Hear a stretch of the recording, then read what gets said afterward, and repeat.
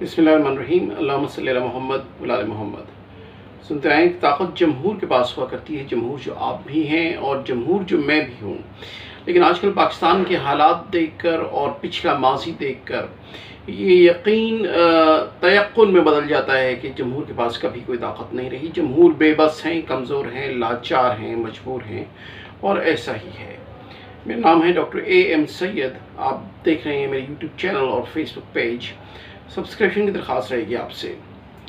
बहुत सी international news हैं जो कि कहीं दब गई हैं, जिन पे उस तरह तस्करा नहीं हुआ जिस तरह के होना चाहिए था। उसमें सलमान रश्दी साहब के बारे में खबर थी, शातम रसूल सलमान रश्दी जिन पर कातिलाना हमला हुआ तकरीबन 1-1.5 हफ्ते पहले।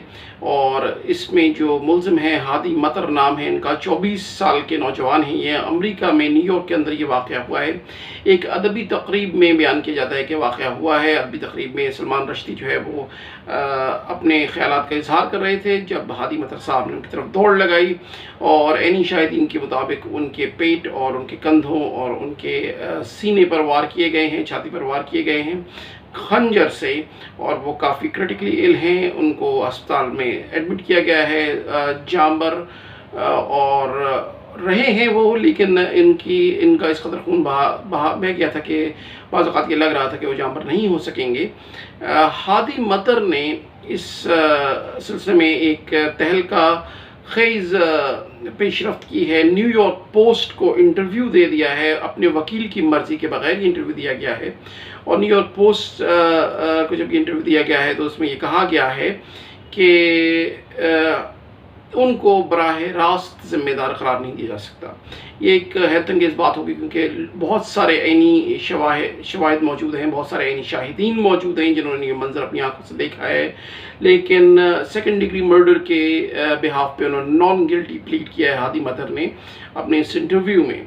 और उन्होंने कहा है कि उन्होंने किसी के कहने पर और स्पेशली ईरान से मुतल्लिक़ किसी हुकूमती शख्स के, हुकूमती इदारे के या हुकूमत के बराह रास्त कहने पर यह हमला नहीं किया है। उन्होंने ये इनकार कर दिया है।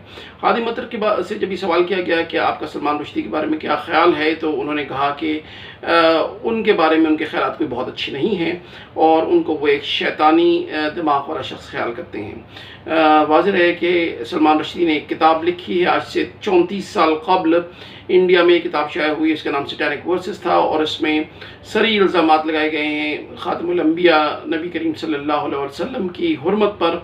और इसी सिलसिले में 33 साल कबल रहबर इनकलाब रूहुल्लाह आयतुल्लाह ख़ुमैनी ने उनके कत्ल का फतवा भी सादर किया है जो अब तक मौसर है। तो इस ज़मन में जब उनसे सवाल किया गया हादी मतर से कि क्या आपने इस फतवे की रूह से उन पर हमला किया है और उससे या उससे मुतासर होकर हमला किया है या ये किसी ने आपको ये हिदायत जारी की थी, इन सब का उन्होंने इनकार कर दिया हादी मतर ने। उन्होंने कहा है कि वो ऐसे किसी फतवे से मुतासर नहीं थे हमले के वक्त। अगर जो इमाम ख़ुमैनी का बहुत एहतराम करते हैं, उनको इस्लाम के लिए एक आली शान मजहबी लीडर ख्याल करते हैं और उनकी निगाह में इमाम ख़ुमैनी का रुतबा बहुत बुलंद है, लेकिन इसके बावजूद सवालात के जवाब में हादी मतर ने ये कहा है कि उन्होंने सैटानिक वर्सेस ख़ुद नहीं पढ़ी हैं, 2 सफ़ात ही ज़्यादा से ज़्यादा पढ़े हैं। और जो कुछ वो जानते हैं सैटानिक वर्सेस के बारे में वो यूट्यूब के वीडियोस और लेक्चर्स की बुनियाद पर जानते हैं। बराह रास्त और फर्स्ट हैंड इन्फॉर्मेशन उनके पास इस किताब की नहीं है। इसके बावजूद एक जनरल परसेप्शन के तौर पर जो मुसलमानों के अंदर बदरजाए अतम पाया जाता है सलमान रश्दी के ख़िलाफ़, क्योंकि वो तौहीन रसालत के मुर्तकिब हुए हैं, तो शायद ये एक इनफाली जज्बा है और एक इस्तरारी जज्बा है जो सलमान रश्दी को देखते साथ ही उन पर तारी हो गया। मेरा ख्याल है वो इस केस में इसी तरह प्लीड करेंगे कि वो जानबूझ के इसके मुर्तकिब नहीं हुए हैं, बल्कि सलमान रश्दी ने ख़ुद ये बेसिस प्रोवाइड की हैं हर मुसलमान शख्स को कि वो अगर उनको देखता है तो उसको बराह रास्त सैटानिक वर्सेस या तौहीन रसालत याद आती है, और जो कि एक इंतहाई मुक़द्दस मामला है मुसलमानों के नज़दीक। सलमान रश्दी के इस केस के सिलसिले में हादी मतर के वकील ने ये कहा है कि उनको इस इंटरव्यू का कोई ख़ास इल्म नहीं है और अगर ऐसा ही चलता रहा तो फिर ज्यूरी के लिए एक तरफा रहना آسان ہو جائے گا اور نیوٹرل رہنا مشکل ہو جائے گا۔ تقریباً 22 ستمبر کا ٹائم دیا گیا ہے جب اس کیس کا فیصلہ آنے کی امید ہے، فیصلہ سنایا جا سکتا ہے 22 ستمبر 2022 کو۔ اس سے پہلے ان کو رہا نہیں کیا گیا ہے، ان کو زیر حراست رکھنے کا حکم دیا گیا ہے عدالت کی طرف سے نیو یارک کی، اور یہ کہا گیا ہے کہ ان کو بالکل سلمان رشدی کے نزدیک یا قریب ویسینٹی میں بھی جانے کی ممانعت ہے، اور اس بات کو یقینی بنایا جائے کہ یہ حراست کے اندر رہیں جب تک کہ فیصلہ گرینڈ جیوری نہیں دے دیتی ہے۔ اس ضمن میں جب ایران سے بات کی گئی ہے تو ایران نے اس قسم کے کسی بھی اسٹیمولس سے، اس قسم کے کسی انگیخت سے، اس قسم کے کسی دعوے سے برت ظاہر کی ہے، انکار کر دیا ہے کہ ان کا کوئی تعلق ہے ہادی مطر سے۔ انہوں نے اس کو پیور ایک انڈیویجول مسئلہ کریٹ قرار دیا ہے، اور کہا گیا ہے کہ اس کو ایک انفرادی مسئلے کے طور پر دیکھا جائے تو زیادہ بہتر ہوگا، کیونکہ ایران کا اس سے کچھ لینا دینا نہیں ہے۔ اور جیسا کہ ہادی مطر بھی کہہ چکے ہیں کہ اس فتوے سے متاثر ہو کر انہوں نے حملہ نہیں کیا ہے، اور ایران کا بھی یہی کہنا ہے۔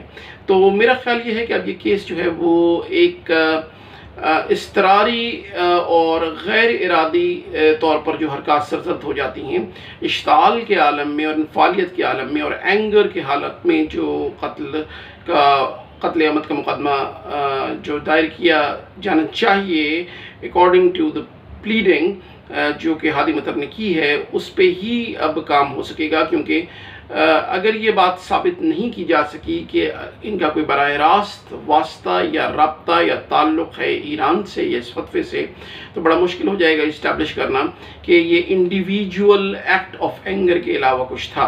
بہرحال دیکھتے ہیں کہ اس سلسلے میں کیا ہوتا ہے، لیکن اس انٹرویو نے کافی تہلکہ مچا دیا ہے جو ہادی مطر نے اپنے وکیل کی مرضی کے خلاف یا اس کی ایبسنس میں دے دیا ہے، اور حالات نے کافی کروٹ لی ہے۔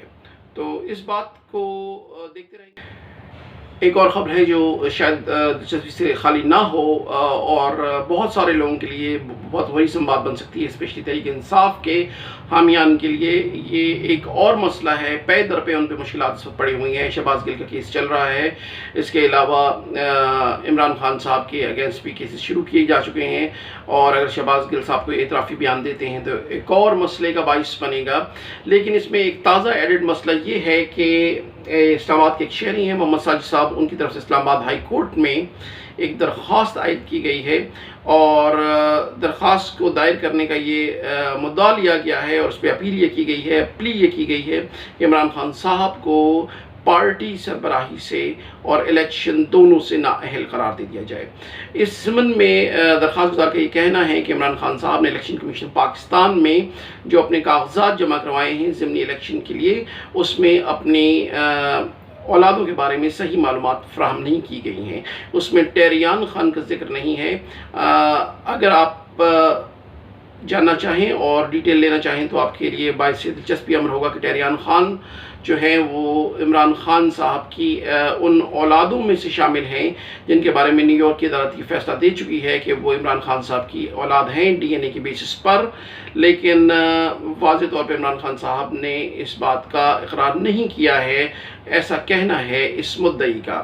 ٹیریان خان کو شو نہ کرنے سے عمران خان صاحب صادق اور امین نہیں رہتے، اور غلط انفارمیشن الیکشن کمیشن پاکستان کو دینے کے موجب بنتے ہیں، اور اس بنا پر ان پر آرٹیکل 62(1)(f) کا اطلاق بھی ہو سکتا ہے۔ اس کو اگر ہم ایکسٹینڈ کر دیں تو پلی یہ لی گئی ہے کہ اس بنا پر عمران خان صاحب کو صادق اور امین سے بھی نہیں رہتے وہ، اور صادق اور امین کے ٹائٹل سے بھی ان کو محرومی کا سامنا کرنا پڑ سکتا ہے۔ نہ صرف یہ کہ بلکہ پارٹی سربراہی سے بھی غلط انفارمیشن دینے کی بنیاد پر ان کو ہٹایا جا سکتا ہے، اور موجودہ الیکشن تو خیر کینسل ہوں گے ہی ہوں گے۔ تو یہ صورتحال ہے۔ بہت سارے پی ٹی آئی کے مسائل کے بعد ایک اور مسئلہ سر اٹھا کے کھڑا ہے۔ امید ہے کہ پی ٹی آئی کے وکلاء اس کو اپنے طور پر لیں گے۔ پی ٹی آئی کا کوئی موقف ابھی تک اس بات پر سامنے نہیں آیا ہے، سو خبر کے طور پر ہم نے اس کو ڈسکس کر دیا ہے۔ آئندہ آپ سے کانٹیکٹ میں رہیں گے اور دیکھتے ہیں کہ پاکستان کی موجودہ صورتحال کیا ہوتی ہے۔ اس صورتحال میں ہم سب کو بھی بات یاد رکھنی چاہیے کہ میرا، آپ کا، پاکستان کے اداروں کا، پاکستان کی فوج کا، ہم سب کا ایک ہی مشترکہ سچ ہے جس کا نام ہے پاکستان، اور اس بات کو ہمیں فراموش نہیں کرنا چاہیے۔ پھر ملاقات ہوگی، فی امان اللہ۔